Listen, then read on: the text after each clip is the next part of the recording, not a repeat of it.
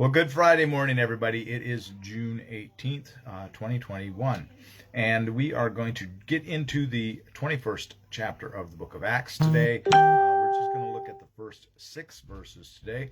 Probably going to be another short devotion today. I do want to let you know right out of the gate, I'm going to do something a little different tomorrow. I'm going to take the day off. I'm not going to post a devotion in the morning.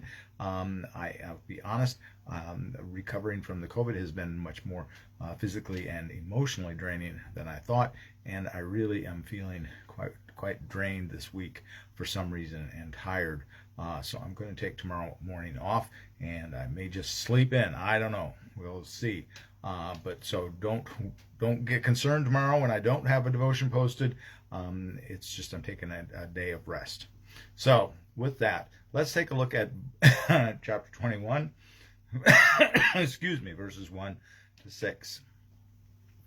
When we had parted from them and set sail, we came by a straight course to Cos, and the next day to Rhodes, and from there to Patara.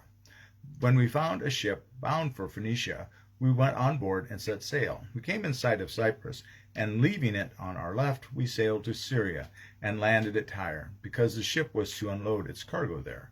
We looked up the disciples and stayed there for 7 days. Through the Spirit, they told Paul not to go on to Jerusalem. When our days there were ended, we left and proceeded on our journey, and all of them, with wives and children, escorted us outside the city. When we knelt down on the beach and prayed and said farewell to one another, there we knelt down on the beach and prayed and said farewell to one another. Then we went on board the ship, and they returned home. Okay, that's Acts 21, verses 1 to 6.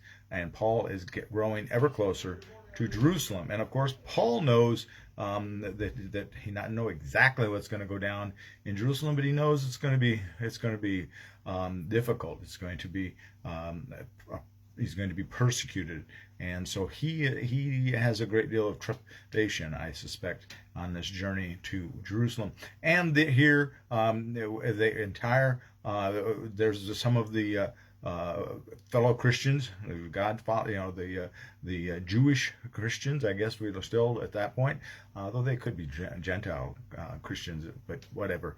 But they are having a premonition as well that Paul is going to have difficulty.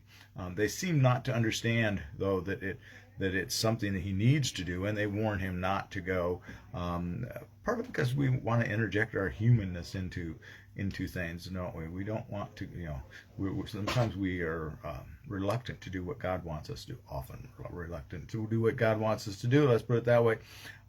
So they're trying to persuade him from following this path of this mission that he has been sent on by God to Jerusalem, to be persecuted, and ultimately to be imprisoned in Rome, and ultimately to be martyred in Rome for the faith, is what we believe.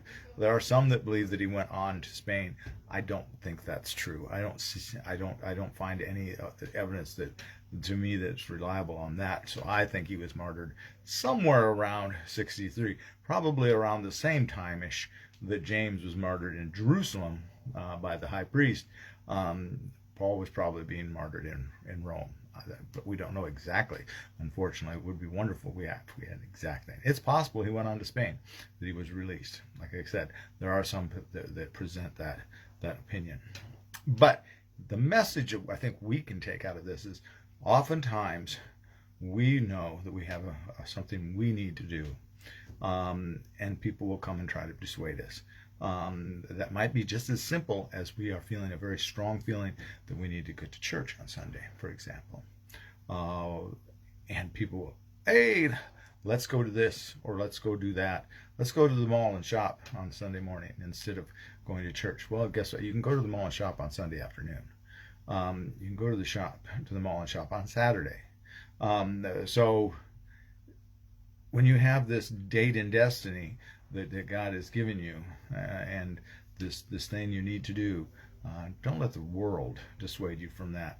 Stay true to the calling, and such as Paul is staying true to the calling. He's called to Jerusalem. You need to discern where God's calling you to go and set your path on that. So with that, I'm going to let you go. Have a very blessed day, and be a blessing to someone today. See you Sunday for worship at 10, and then Monday back here for the devotion at 9. Bye-bye. Don't forget, I'm not going to do a devotion tomorrow.